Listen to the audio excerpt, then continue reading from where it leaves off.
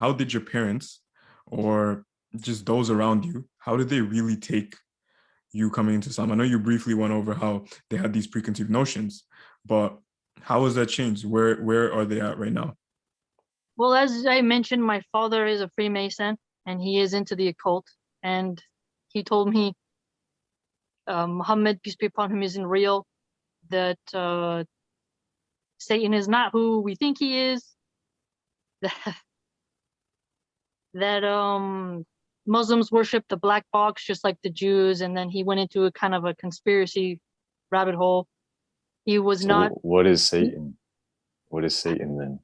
My bad for cutting you off, but uh, to him, according to his, that's a long story about Luciferianism, this sort of torchbearer of knowledge who set humans free, according to them.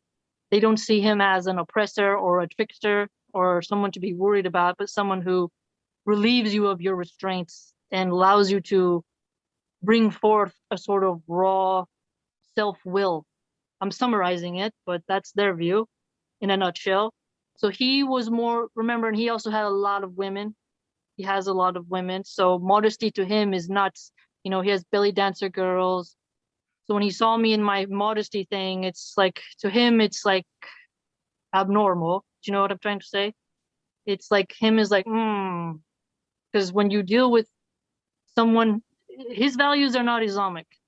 His values are not Islamic. So he was not as receptive, but I stuck to my points, mm, and one day if me and him can have a longer conversation, the more I study Islam, I'll be able to interact with his occultism more and be able to explain the differences and more merits of the truth of Islam.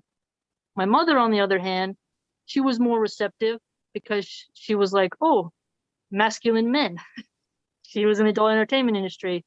And she said to me, well, men of that descent who are more Islamic are more fortified. They are more masculine.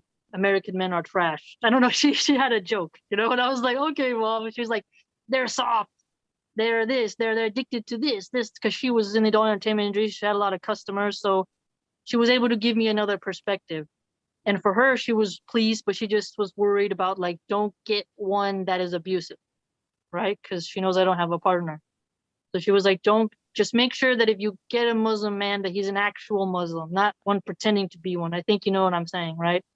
How some have like a different vibe where they don't pray their salah.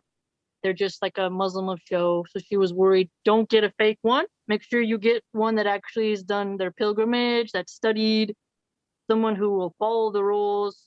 Just, they're very good. Just be careful. And she asked me a lot of questions about the modesty aspect, and then I had a whole really deep conversation with her. And she said, I understand your compulsion for modesty. I understand. I'm older now, she was telling me, and I uh I enjoy the modesty aspect now that I'm older, because when she was younger, obviously, she was not modest at all, right? Mm. Being filmed, being seen by men, revealing her body, having a long career in that. Modesty was not something she made money off of, let's put it that way. But for her children, like for me, she was quite pleased. And she could tell how, you know, the Islamic mindset had calmed me down. She was like, oh, great. And then my grandfather, he's a veteran. He was a soldier of Vietnam. He's a Christian, but he, at the same time, he was like, oh, good, hardworking men. Like he didn't say much, but he didn't criticize. And then my Mm. grandmother, she has a little dementia. She's a Mormon. And she said, honey, I'm just glad you have God. And I said, oh, okay, thanks, Grandma. And then, like, that's all she says. Like, honey, I'm just happy, because she's really old. And she didn't criticize. And so, yeah, I mean, and also with my younger brothers, they're getting to the age where they're becoming very handsome. And I've been trying to talk to them about Islamic male masculinity. I'm like, hey, you don't have, because their dads are dead.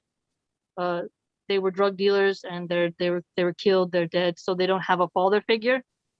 And so I'm trying to introduce them slowly into Islam, like getting them interested. And that's why I think I've been getting more on this point of the Islamic male masculinity, because I'm worried about my brothers. Because they're both my parents remarried African Americans, so I worry about him there's a big push on femininity in the Black male community, and they're good looking, and I'm worried about them.